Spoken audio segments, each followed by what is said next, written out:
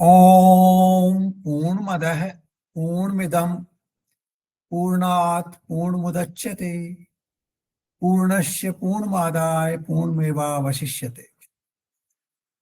So welcome to our Saturday morning session. We are in the last few mantras of Mundaka Upanishad. Naya Atma. This Atma cannot be understood, cannot be achieved by Balhin. That is the person who is not strong enough. Now, what is the meaning of Balhin here? Balhin doesn't mean that he is, good wrestler or something like that. But a person who has great resolve is called person with lot of bal. The person who has fickle resolve is Balhin. Earlier, there was a word which was, mentioned in the similar context, which was the word Varanya. Varanya means that you have completely dedicated beyond all doubts that you are going to achieve, Brahman, or you are going to become one with Brahman. And that kind of resolve is Bal.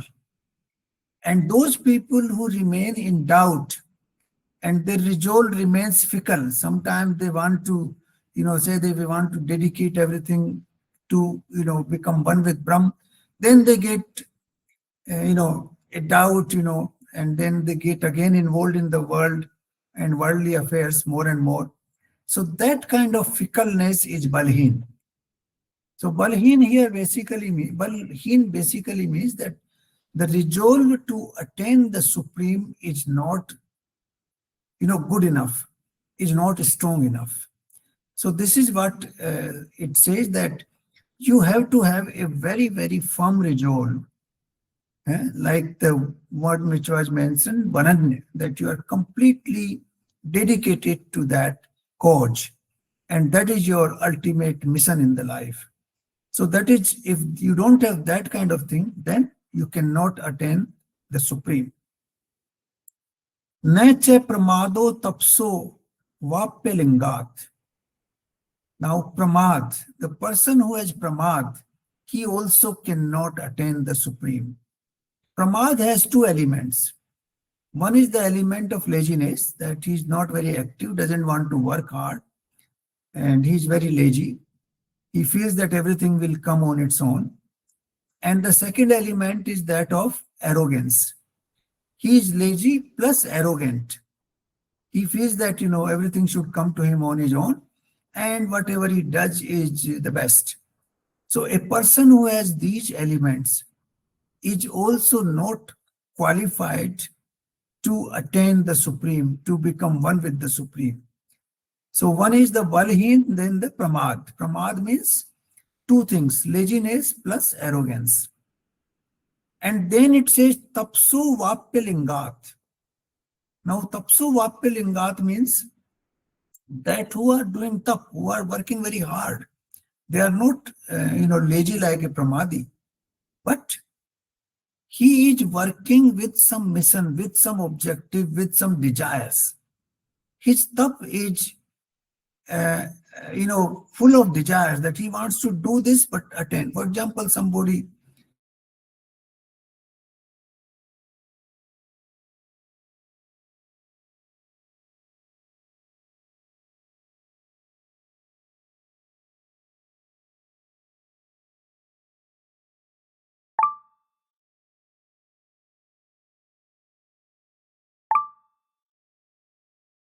tap is done, then also the person disqualifies to become one with the supreme. So these are the conditions to attain the supreme. Earlier we have seen some other conditions, but these are, I would say, the most important ones which have been reiterated here. And then it says that by negating these, yes,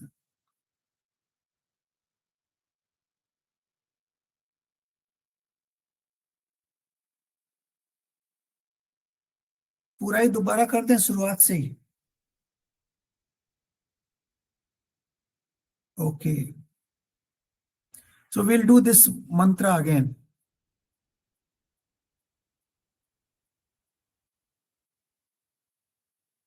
नयात्मा बलहीनेन लभ्यो न च प्रमादो तपसो वाक्य लिंगात. Nayatma balinen labhyo. A person who doesn't have firm resolve, who doesn't have enough strength, who doesn't have total dedication to the Supreme, he is not entitled to attain the Supreme. He is not capable enough to become one with the Supreme. Here, balhinen basically means that you should have very strong resolve. Resolve, like the word which has come earlier, that varen. Varen means you have resolved all doubts and you are now fully 100% committed to the mission that I want to become one with the Supreme. And that resolve is called bal.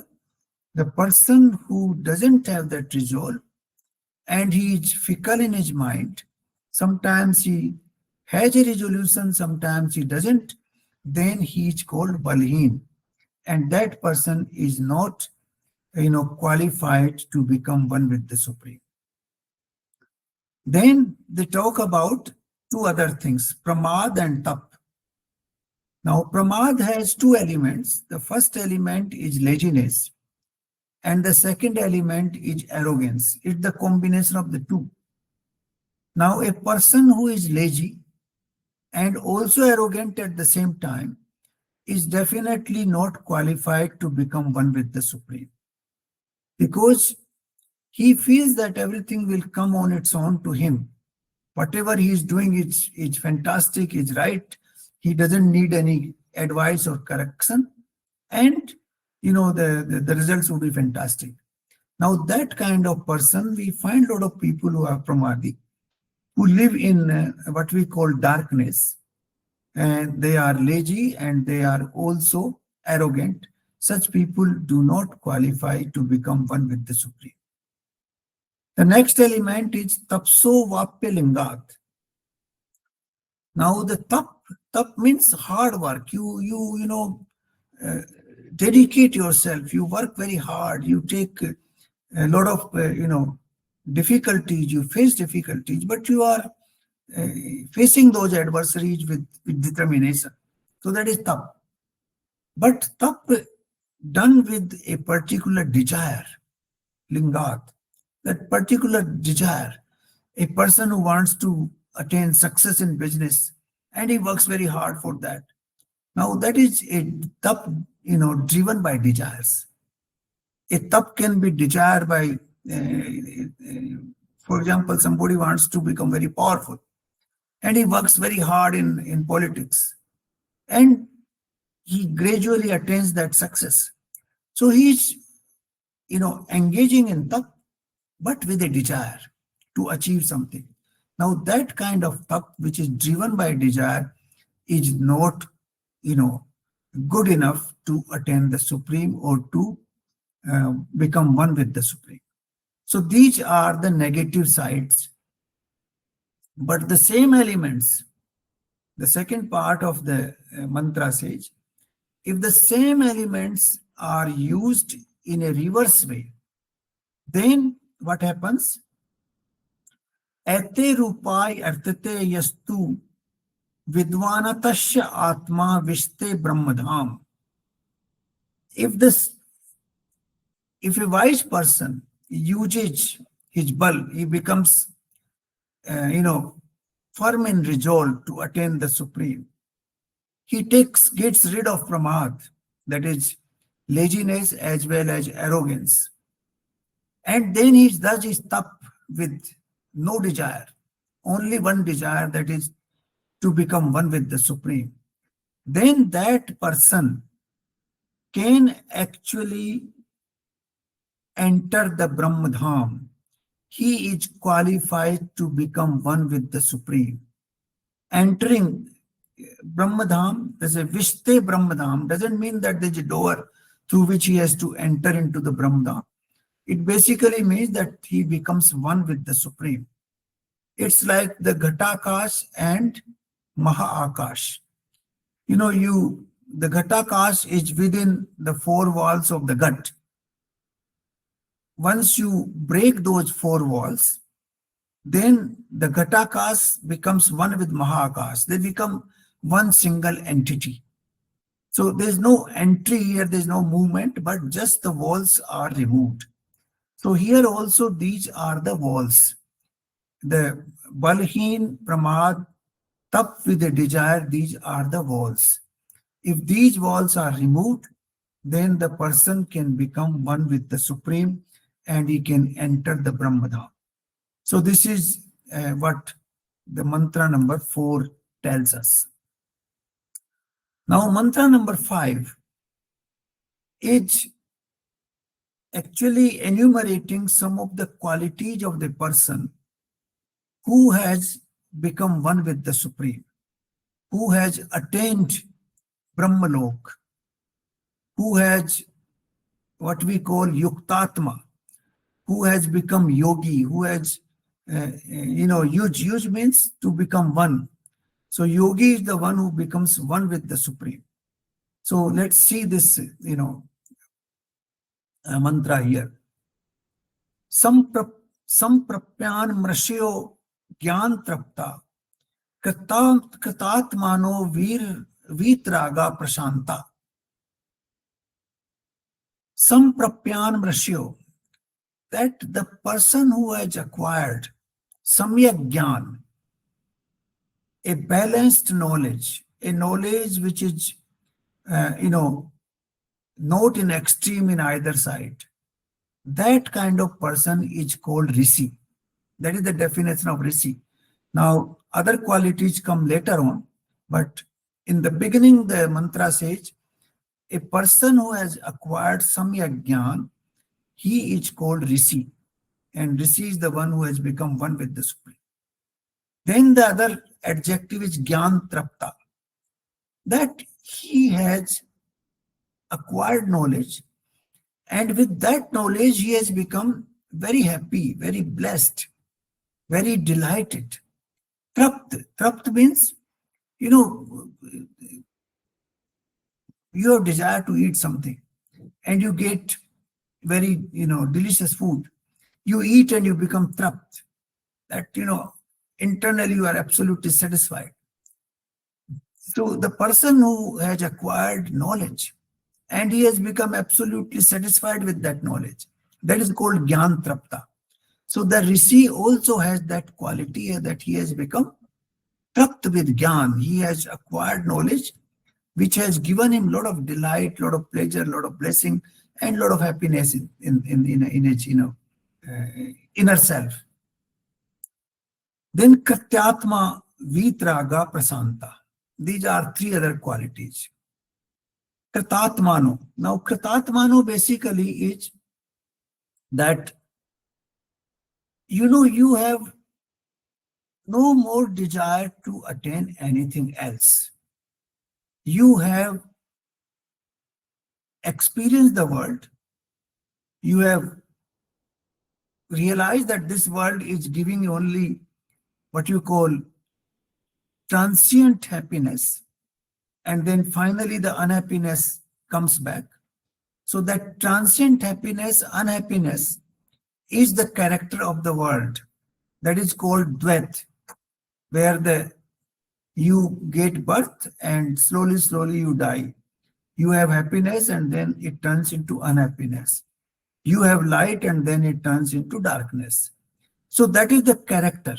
But this person has gone beyond that. So Kritatmanu, he has no desire to remain engaged in the world anymore. Vitrag. Now Vitrag is the word which has also been used in Jainism very much. That he has gone beyond rag.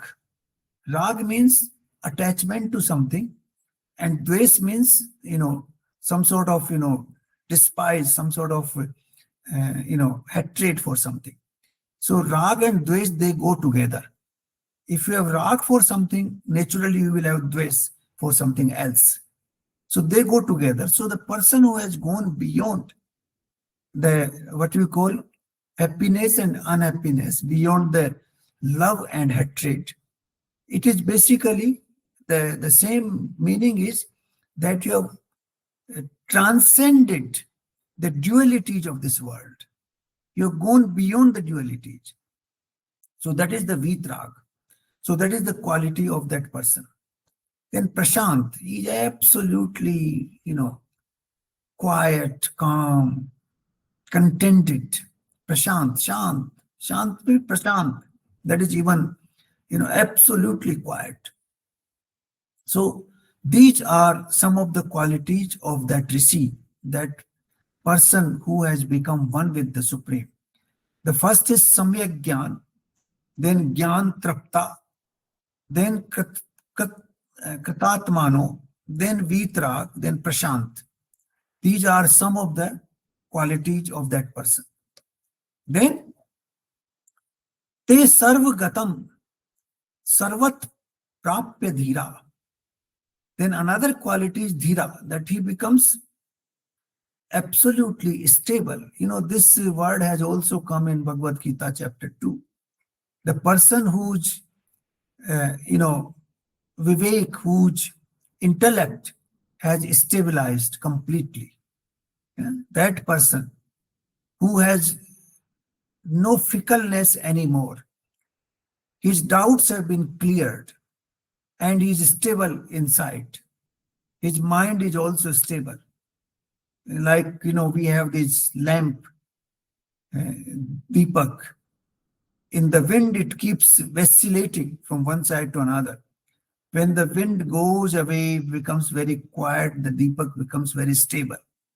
Exactly the same thing is the Dhira. All the vratige in the mind, all the fluctuations, all the vacillations in the mind, they disappear. And then he becomes Dhira, he becomes absolutely stable. And what is that? Sarvagatam Sarvat. Means for him, everything is one. Sarvagatam, he transcends the me and mine, and the whole world is one single existence for him. So it is like you become one with the entire humanity, entire universe, not only humanity, entire universe. Atmavat Sarva Bhutesu, the person who looks at all the human beings like he looks at himself. So that kind of approach once you get. Then Sarvagam, Sarvat, it has been used twice, that entire universe becomes one single entity for him without love and hatred. And he is absolutely calm, quietly, established there with no fluctuations in the mind, no doubts left. So all these are the qualities. Then there's one more quality here, which is very important. Yuktatman. Next is Yukta Atman Sarvameva Vishanti. Yukta Atman, that he is absolutely become one with the Supreme. Yukta. Yukta is the same word which is used also in yoga. It's yuj. Yuj is the root of this word. So Yuktatma, that he has become one with the Supreme. The Atma and he, they have become one. And then Sarvameva Vishanti. Sarvameva Vishanti means that he is, pervading the entire universe without any fluctuation, without any doubt. It is like for him, the whole universe is one single entity with no difference of any nature. So these are the qualities of a person or attributes of a person. Now, all the people who have attained, who have become yogi or you have attained Brahman, they will have most of these qualities. Not necessarily each one of them, but most of these qualities will be there. So let's repeat them once again. Samprapyan means samyak gyan. Then gyan trapta, he has knowledge and he is happy with that knowledge. He is very contented with that knowledge. He is very satisfied with that knowledge. He doesn't want anything more. Then kratatmano means he has no more desire to, attain something in this world. He has experienced this world and seen all the ups and downs, and he feels there's no more action is needed to achieve anything else in the world. Vitraga, he has transcended the love and hate, both rag and dves. That is, he is in equanimity with everything else. And prashant means absolutely cool, calm, quiet. The outside forces do not disturb him anymore. Then te sarvagatam sarvam prapya dhira, that he is looking at the whole universe as one single entity, and he has become very stable inside. No doubts are left.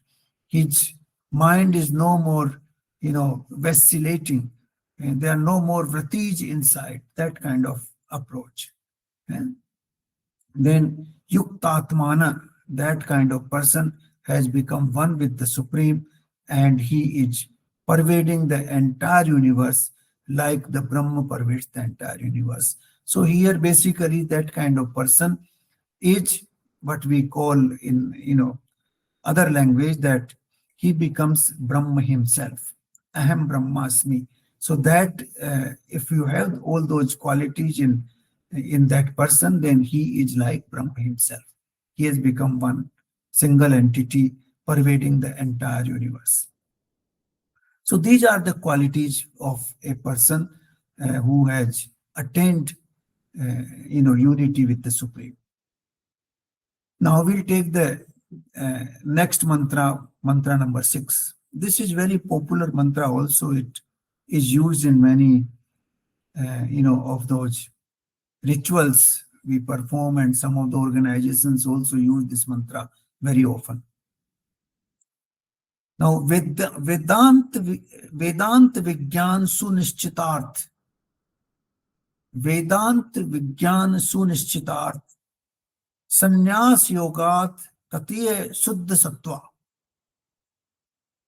Te Brahma Lokesu Parant Kale Paramrata Parimuchanti Sarve. Now, this is a very profound mantra. We will try to understand as much as we can. And the last part, Parimuchanti Sarve, we will take it next time as well, but let's understand this mantra. Vedant Vigyan. Vedant we know. Vedant is the culmination of Vedic knowledge. That is Vedant. And basically the Upanishads provide that culminating part of Vedas. So that knowledge which is contained in the Upanishad. What is that knowledge? That knowledge is Brahma Gyan, the knowledge of one single entity which pervades this entire universe, which supports this entire universe, which is the cause of this entire universe. That entity, to understand that entity, is the Vedant. And Vigyan, that is the final culmination, outcome, science of this knowledge. That science of this knowledge has become sunishchit, has become absolutely firm in his mind. That kind of person. That he is wedded to Vedant Vigyan. That is, I have to attain, or I have to become one with the Supreme, who is the source of all universe, who is the support of the entire universe. He is providing life force to all the species in this life, and he's pervading everywhere. That is what it means here. That Vedant Vigyan has become absolutely, firm in his inner self. That is that kind of person. Now, sannyas yogat yatyet suddha tattva. That through the sannyas yoga, now sannyas yoga has come in a big way in Bhagavad Gita also. There, Lord Krishna said that those who, give up the results of the karma, they are called tyagi. But those who give up all the kamya karma, any karma which are, to fulfill certain desires, all the karmas are given up, that person is called sannyasi. That is in the chapter 18th of Bhagavad Gita. So that person who has given up all the kamya karma means the karma which are performed with a desire, to fulfill certain desires. If a person has given up all those karmas, then obviously what happens? Suddha tattva, his inner self becomes absolutely clean. His inner self is not polluted anymore.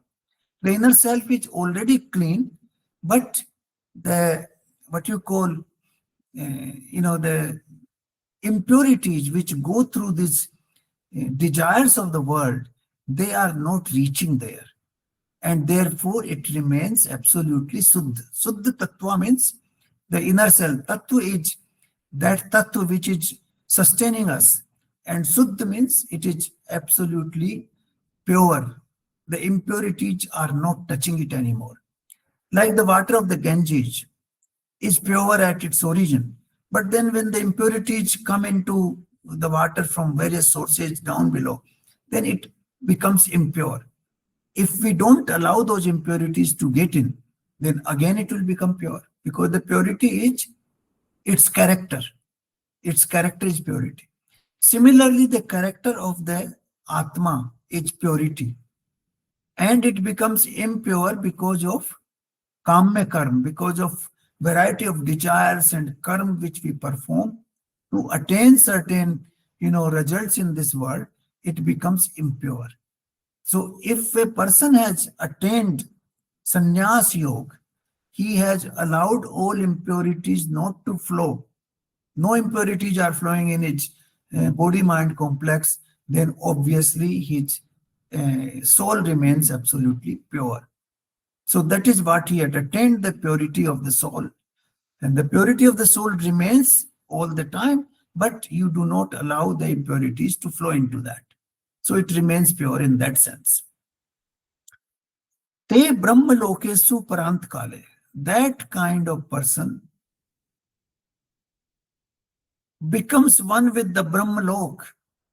Now, Brahma Lok is what? It's not something, an entity which is, you can find somewhere. The whole universe is Brahma Lok, because the universe is the reflection of the Brahma.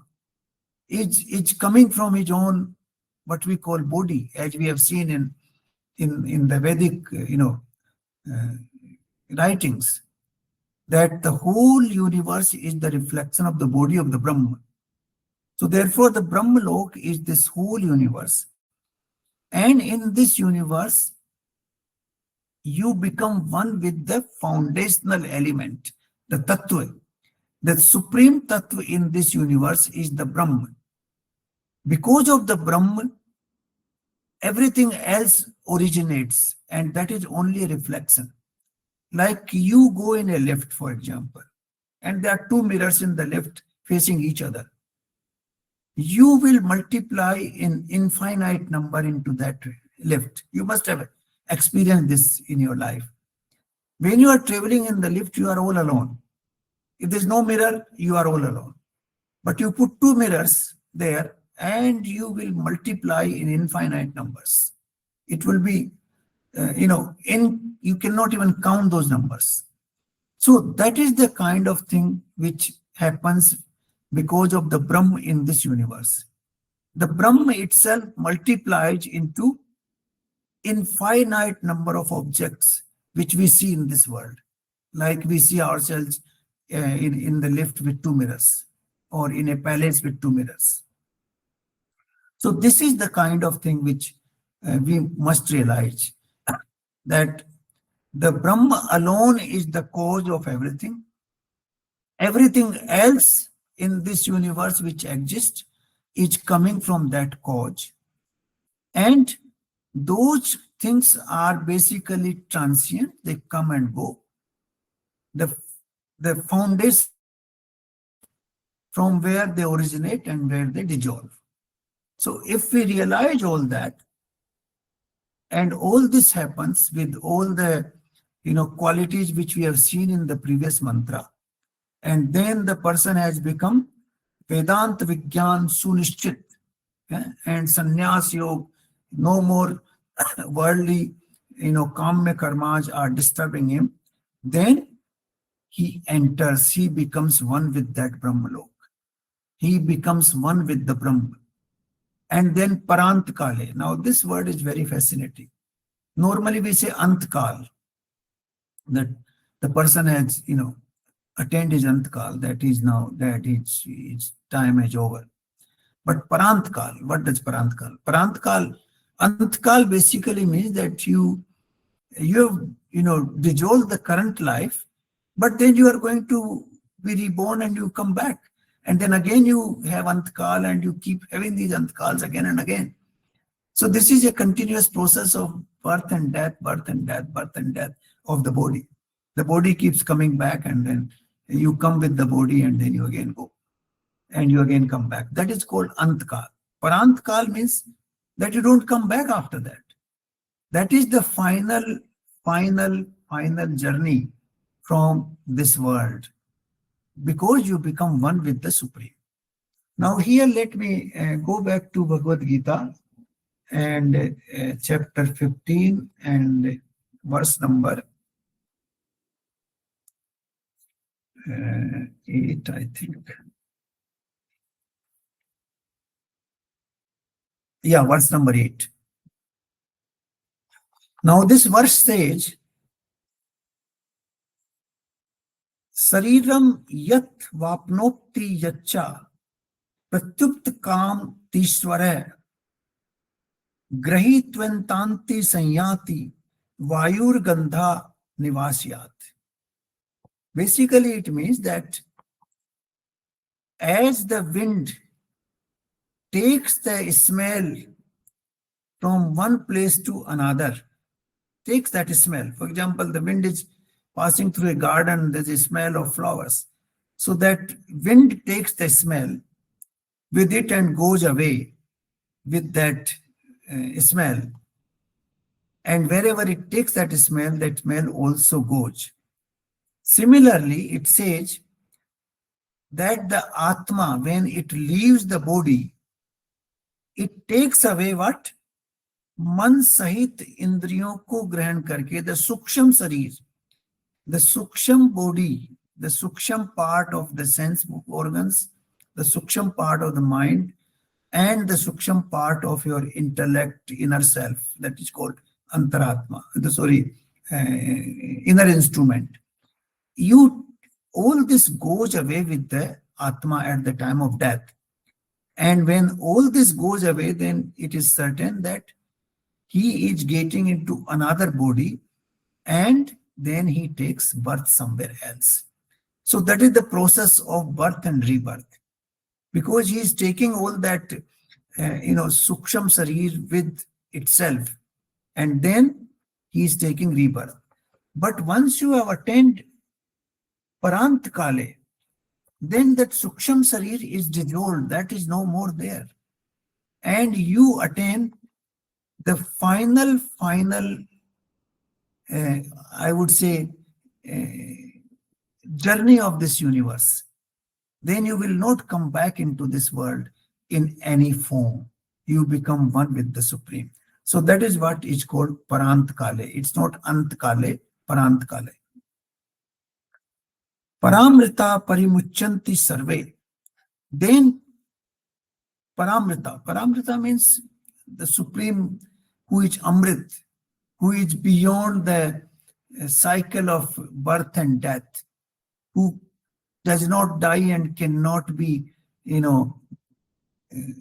killed by anybody else. Like in chapter 2 of Bhagavad Gita, that, the wind cannot dry him, the weapons cannot kill him, the fire cannot burn him. So that is what Paramrita. Paramrita means that that Atma, that Paramatma, which is ever existing, which is beyond the cycle of birth and death. You attain there. And parimuchanti sarve. Parimuchanti means that you are completely dissolved. That suksham sarir is no more there. That suksham sarir is also dissolved, and you become one with the Supreme.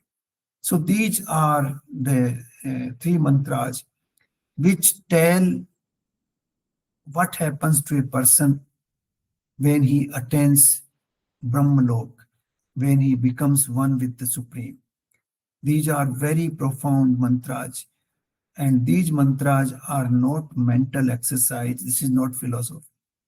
These are based on the real, experience of the rishis, of the saints, who saw how this,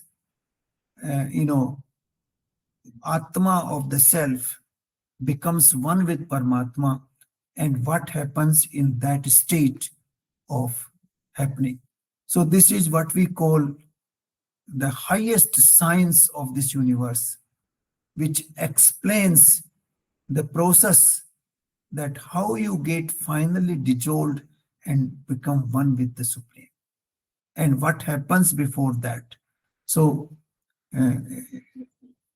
particularly the mantra number 5 and 6 are emphasizing on that part, and mantra number 4 is emphasizing that you have to have that resolve, you have to abandon pramad, you have to abandon tap with a desire. Tap should be without desire. Then you are in the right direction to attain the Supreme. And then these are the qualities which will follow once you have reached that stage. So I think the Mundaka Upanishad is giving us the most profound science of existence, and these are some of the mantras which explain that science. We will go into this word parimuchanti again, that we will take up in our next session, because this is a very fascinating word. So thank you very much, and if we have any doubt, we can discuss them together. Thank you.